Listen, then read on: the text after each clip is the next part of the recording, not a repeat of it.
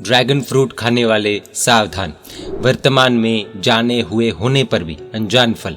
ये महत्वपूर्ण विषय जैन संघ के हर एक व्यक्ति तक पहुंचाना बहुत ही आवश्यक है। आजकल जैनों के कई फंक्शंस में, जैसे कि शादियों में, लौकिक पर्वों पर होने वाले भोजन में और तो और धार्मिक अनुष्ठानों में भी, जैसे तपस्या के पाड़ने के उपलक्ष्य में, एकाशनी में, बियाशनी में, स्वामी वात्सल्य आदि में नॉर्मल और सीजनल फ्रूट्स के अलावा एग्जॉटिक फ्रूट्स भी यूज किए जाते हैं, जैसे कि कीवी, ड्रैगन फ्रूट, क्रैनबेरी आदि। लेकिन क्या ये सभी फ्रूट्स जैन धर्म अनुसार भक्ष्य हैं, यानी खाने योग्य है? जी नहीं। उनमें से ड्रैगन फ्रूट जैसे फ्रूट्स अभक्ष्य होते हैं और वे कंदमूल की तरह जैन धर्म में वर्जित है। पूरी जानकारी के लिए बने रहिए इस वीडियो के अंत तक। आप कहेंगे कि अरे क्या भाई, आलू प्याज नहीं खाना वो तो समझ में आता है, लेकिन फ्रूट्स में क्या दिक्कत है? वो भी नहीं खा सकते तो खाएंगे क्या? सब बंद करवा दो, सांस लेना भी बंद करवा देते। देखिए, हम ऐसा नहीं कह रहे कि सभी फ्रूट्स नहीं खाने, हम सिर्फ उन फ्रूट्स और चीज़ों की बातें कर रहे हैं जो अनंत काय है, अभक्ष्य है, लेकिन अज्ञानता से, अनजाने में और मॉडर्न ज़माने में सब जगह उपयोग में लिए जा रहे हो, इस कारण से हम भी उनका सेवन कर लेते हैं। भक्ष्य यानी जो प्रभु की आज्ञा के अनुसार सेवन करने योग्य है, और अभक्ष्य यानी कि जो प्रभु की आज्ञा के अनुसार सेवन करने योग्य नहीं है। पुराने ज़माने में लोग इन फलों से अनजान थे, ये फल हमारी संस्कृति का हिस्सा नहीं थे, लेकिन समय के साथ इनका इंट्रोडक्शन हमसे हुआ और भक्ष्य अभक्ष्य की सही जानकारी नहीं होने से हमने इन अनजान फलों को हमारे खान पान का हिस्सा बना लिया। इस कॉन्टेक्स्ट में जिन शासन में नियम पालन की दृढ़ता रखने के आदर्श एवं प्रेरक बने ऐसे वंकचूल की कथा प्रसिद्ध है। उसमें चोरी लूटपाट करने वाले ऐसे वंकचूल ने भी अनजान फल नहीं खाने का नियम लिया था, जिसके कारण से उनकी जान बच गई और फिर धीरे धीरे अन्य नियम के प्रभाव से वे 12वें देवलोक तक पहुंच गए। अनजाने फल यानी कि एग्जॉटिक फ्रूट्स के उपलक्षण से जो भी नई आइटम्स या डिशेस प्रचलित हो रही है, उसकी देखा देखी न करके जैन शासन के भक्ष्य अभक्ष्य की दृष्टि से और स्वास्थ्य की दृष्टि से भी वेरीफाई करना चाहिए। बहुत बार बाहर की वस्तुओं में मांसाहार भी आ जाता है और फिर आदत पड़ने के बाद उनको स्वयं के जीवन से निकालने में दम निकल जाता है, ऐसा प्रत्यक्ष दिख रहा है। हाल ही में स्ट्रॉबेरी, कीवी, ड्रैगन फ्रूट आदि का प्रचलन जैनों में शुरू हुआ है। इन चीज़ों के विषय में डीप नॉलेज नहीं होने के कारण श्री संघ के आराधक दोष के भागी बन जाते हैं। आइए इन अनजान फलों में से 3 फलों के बारे में जानते हैं। Strawberry. Milk shakes, cakes, biscuits, chocolates आदि चीज़ों में स्ट्रॉबेरी सभी को पसंद आती है, खासकर बच्चे इसके बहुत बड़े फैन होते हैं। कई लोग साधु साध्वी जी भगवंतों को भी स्ट्रॉबेरी द्वारा बनाई गई चीज़ें बहराते हैं। आराधक वर्ग अगर ये चीज़ें बहराता है तो गुरु भगवंत को भी लगता है कि ये तो बहरने योग्य वस्तु ही है।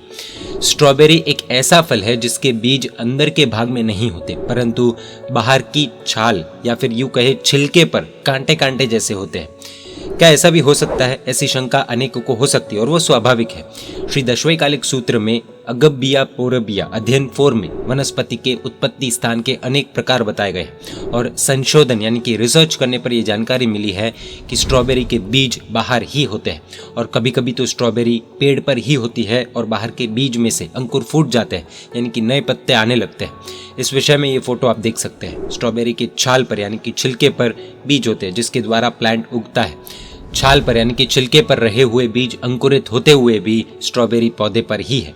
इससे बड़ा प्रमाण क्या हो सकता है कि स्ट्रॉबेरी के बाहर की ओर बीज होते हैं, यानी कि स्ट्रॉबेरी के टुकड़े करके सुधार के 48 मिनट के बाद भी एकाशने में नहीं वापर सकते और स्ट्रॉबेरी महात्माओं को वापरने योग्य भी नहीं है, क्योंकि उसके बीज 48 मिनट्स के बाद भी सच्चित यानी कि जिसमें जीव है वैसे ही रहते हैं। उसका जूस भी बीज रहित नहीं होता, उसमें बीज रह जाते हैं और स्ट्रॉबेरी के बीज सच्चित यानी कि जीव सहित होने से एकाशने आदि में नहीं वापर सकते और सच्चित त्यागियों को स्ट्रॉबेरी की बासुंदी वगैरह भी वापरना नहीं चाहिए। प्लीज नोट, स्ट्रॉबेरी अनंतकाय नहीं है, लेकिन सच्चित त्यागियों के लिए सुधार कर 48 मिनट के बाद या फिर जूस के रूप में वापरना उचित नहीं है।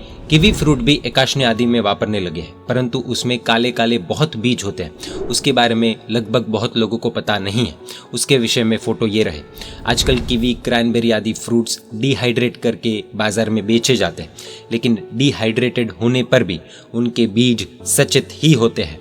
अतः एकाशने आदि में साधु साध्वी जी भगवंतों को और सचित त्यागियों को ये नहीं चलते हैं। अर्थात कीवी अनंतकाय तो नहीं है, लेकिन सचित त्यागियों के लिए इस तरह से वापरना उचित नहीं है। Dragon fruit. कोरोना के माहौल में इम्यूनिटी बढ़ाने के नाम पर ड्रैगन फ्रूट का भी प्रचार होने लगा था, जो अब चलन में आ गया। यह हकीकत में थोर यानी कि कैक्टस की जाति का फल है, जो अनंतकाय रूप है।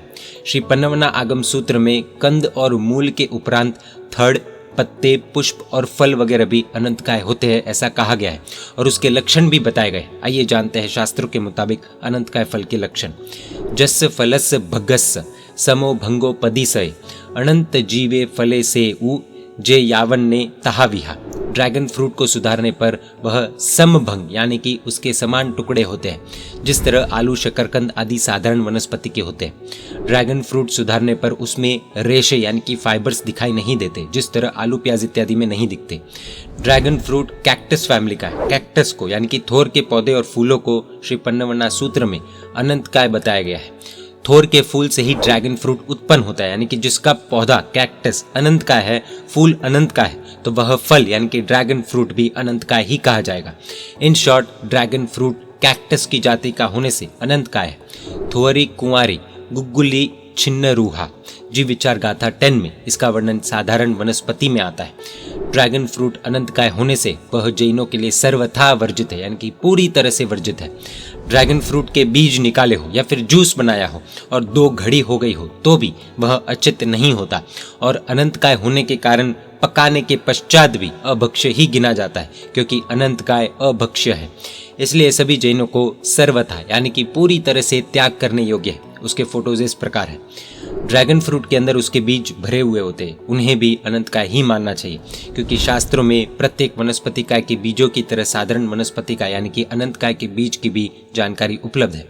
इस विषय में सर्वथा प्रचार करना आवश्यक है, क्योंकि अभी तक इन सब की शुरुआत ही हुई है, इसलिए जैन समाज उससे बच सकता है। पूरा प्रचलन में आए उससे पहले रुक जाए तो बहुत अच्छा कार्य हो जाएगा। सब्जा के बीज गर्मी के दिनों में एकाशना बियाशना में, वर्षी तप के तपस्वियों को भी बियाशने में शरीर की ठंडक के लिए तुकमरिया यानी कि सब्जा के बीज का फालूदा शरबत आदि दिए जाते हैं। वह तुकमरिया के काले दाने यानी कि सब्जा के बीज यानी कि वो सीड्स होते हैं। फालूदा शरबत आदि में सचित यानी कि कच्चे बीज वापरे जाते हैं। अतः वैसे ठंडे पेय पदार्थ सचित त्यागियों को, एकाशने आदि के तपस्वियों को वापरने नहीं चाहिए।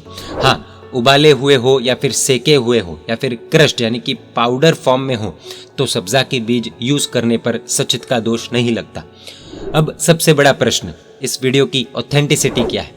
आप सोच रहे होंगे हम कैसे मान लें कि ये सारी बातें सही है और शास्त्रों के अनुसार है। देखिए, ये जानकारी हमें मिली है परम पूज्य आचार्य भगवान श्रीमद विजय पुण्य रत्न सुरेश्वर जी महाराज साहब के द्वारा। उन्होंने और उनके शिष्य महात्माओं ने काफ़ी रिसर्च करके शास्त्रों में क्या कुछ है वो जानकारी कलेक्ट की है, इसलिए हम इस जानकारी का सिर्फ माध्यम है वो समझ लीजिएगा। कल्याण मासिक में इसका लेख छप चुका है। पूज्य प्रेम भुवन भानुसूरी समुदाय के गच्छाधिपति के द्वारा समुदाय में परिपत्र द्वारा इसके समाचार भेजे गए। अन्य समुदाय के गुरु भगवंत भी ड्रैगन फ्रूट आदि को अभक्ष्य मानते हैं। ये सारी सचित और अभक्ष्य चीजें आराधक सेवन न करें और जल्द से जल्द ये जानकारियां हर संघ में पहुंचे, यही प्रार्थना है। जय जिन शासन, जय महावीर।